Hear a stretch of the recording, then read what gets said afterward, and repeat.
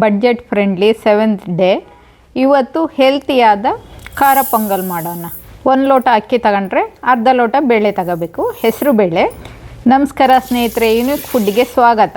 ಇವತ್ತು ನಾನು ಮಾಡ್ತಾಯಿದ್ದೀನಿ ಹೆಲ್ತಿಯಾದ ಈಸಿ ಡೈಜೆಸ್ಟಬಲ್ ಖಾರ ಪೊಂಗಲ್. ಇದಕ್ಕೆ ಬೇಕಾಗುವ ಇಂಗ್ರೀಡಿಯೆಂಟ್ಸ್: 1 ಕಪ್ ಅಕ್ಕಿ, ಅರ್ಧ ಕಪ್ಪು ಹೆಸರು ಬೇಳೆ. ಅದರೊಳಗೆ ಒಂದು ಸ್ಟೀಲ್ ಸ್ಪೂನ್ ಹಾಕಿದೆ. ಯಾಕೆ ಅಂದರೆ ಹೆಸರು ಬೇಳೆ ಉಕ್ಕುತ್ತೆ, ಸ್ಪೂನ್ ಹಾಕಿದರೆ ಉಕ್ಕಲ್ಲ. ಈಗ ಕಾಳು ಮೆಣಸು ಕುಟ್ಕೊಂಡು ಇಟ್ಕೊಳ್ಳೋಣ ಒಗ್ಗರಣೆ ಹಾಕೋದಕ್ಕೆ. ಕುಕ್ಕರ್ ಕೂಗೋದ್ರೊಳಗೆ ಒಗ್ಗರಣೆ ಹಾಕ್ಕೊಳ್ಳೋಣ. 2 ವಿಶಿಲ್ ಮಾಡಿಸಿದ್ದೀನಿ. ಇದು ಬಡ್ಜೆಟ್ ಫ್ರೆಂಡ್ಲಿ. ಯಾಕೆ ಅಂದರೆ ಒಂದು ಸತಿ ವಿಶಿಲ್ ಹಾಕ್ಸಿದ್ರೆ ಬೇಗ ಮುಗ್ದೋಗುತ್ತೆ, ಅದಕ್ಕೋಸ್ಕರ. ಇದಕ್ಕೇನು ಒಗ್ಗರಣೆಗೆ ಜಾಸ್ತಿ ಎಣ್ಣೆ ಬೇಕಿಲ್ಲ. 1 ಸ್ಪೂನ್ ಎಣ್ಣೆ ಹಾಕಿ ಸಾಸಿವೆ ಸಿಡಿಸಿ ಕಾಳು ಮೆಣಸಿನ ಪುಡಿ, ಇಂಗು, ಜೀರಿಗೆ ಇಷ್ಟು ಒಗ್ಗರಣೆಗೆ ಹಾಕಿದರೆ ಆಯಿತು. ಆಮೇಲೆ ಕರಿಬೇವು, ಒಣಮೆಣಸಿನ್ಕಾಯಿ, ಹಸಿಮೆಣಸಿನ್ಕಾಯಿ, ಅರಿಶಿಣ ಇಷ್ಟು ಒಗ್ಗರಣೆಯಲ್ಲಿ ಫ್ರೈ ಮಾಡಿ ಕುಕ್ಕರಿಗೆ ಹಾಕಿ ಎಷ್ಟು ಬೇಕೋ ಅಷ್ಟು ನೀರು, ಉಪ್ಪು, ಕಾಯಿ ತುರಿ ಹಾಕಿದರೆ ಪೊಂಗಲ್ಲು ರೆಡಿ. ಇಷ್ಟು ಈಸಿ ಪೊಂಗಲ್ ಮಾಡೋದು. ಅಲ್ಲದೆ ಪೊಂಗಲ್ಲು ಹೆಲ್ತಿಯಾಗೂ ಇರುತ್ತೆ, ಬೇಗ ಜೀರ್ಣ ಆಗುತ್ತೆ. ಏಜ್ ಆದವ್ರಿಗೆ, ಮಕ್ಕಳಿಗೆ ತುಂಬ ಒಳ್ಳೆಯದಿದು. ಆವಾಗವಾಗ ಮಾಡ್ತಾ ಇರಬೇಕು ಪೊಂಗಲ್ಲು.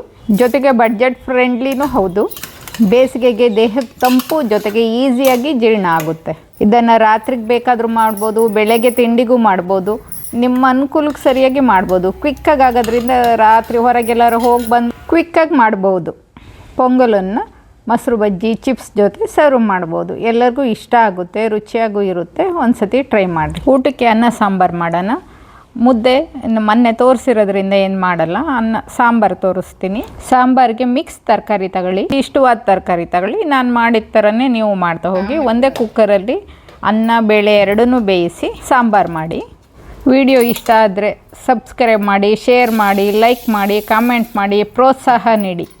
2 ಲೋಟ ನೀರು ಹಾಕಿ ಒಂದೇ ಕುಕ್ಕರಲ್ಲಿ ಇಟ್ಟು 3 ವಿಶಿಲ್ ಹಾಕಿಸಿ. ಯಾಕೆಂದರೆ ಅನ್ನ ಬಟ್ಲಲ್ಲಿಡೋದ್ರಿಂದ ಸ್ವಲ್ಪ 1 ವಿಶಿಲ್ ಜಾಸ್ತಿನೇ ಹಾಕಿಸ್ಬೇಕು. ಬಡ್ಜೆಟ್ ವೀಕಿಗೆ ಅಂತ ತಂದಿರೋ ತರಕಾರಿ ಇನ್ನೂ ಉಳಿದಿದೆ. ಇದಕ್ಕಿಂತ ಕಮ್ಮಿ ಖರ್ಚು ಮಾಡಬೇಕು ತಿಳಿಸಿ, ಕಾಮೆಂಟ್ ಮಾಡಿ.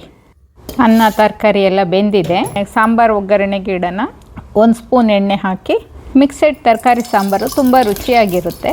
ಸಾಸಿವೆ, ಬೆಳ್ಳುಳ್ಳಿ ಬೇಳೆ, ಕರಿಬೇವು, ಒಗ್ಗರಣೆ ಫ್ರೈ ಆಗ್ತಿದ್ದಂಗೆ ಬೆಂದಿರೋ ತರಕಾರಿ ಬೇಳೆ ಎಲ್ಲ ಹಾಕೋಣ. ಹಾಗೆ ಇದಕ್ಕೆ ಮಿಕ್ಸಿಲಿ ಮಸಾಲೆ ರುಬ್ಕೊಳ್ಳೋಣ. ಸ್ವಲ್ಪ ಹಸಿ ಕೊಬ್ಬರಿ, ಸಾಂಬಾರು ಪುಡಿ, ಖಾರ ಪುಡಿ, ಹುಣಸೆ ಹಣ್ಣು, ಉಪ್ಪು ಹಾಕಿ ರುಬ್ಬೋಣ. ಹಾಕೋದ್ರಿಂದ ತಿಕ್ಕಾಗಿ ಸಾಂಬಾರು ರುಚಿಯಾಗಿರುತ್ತೆ.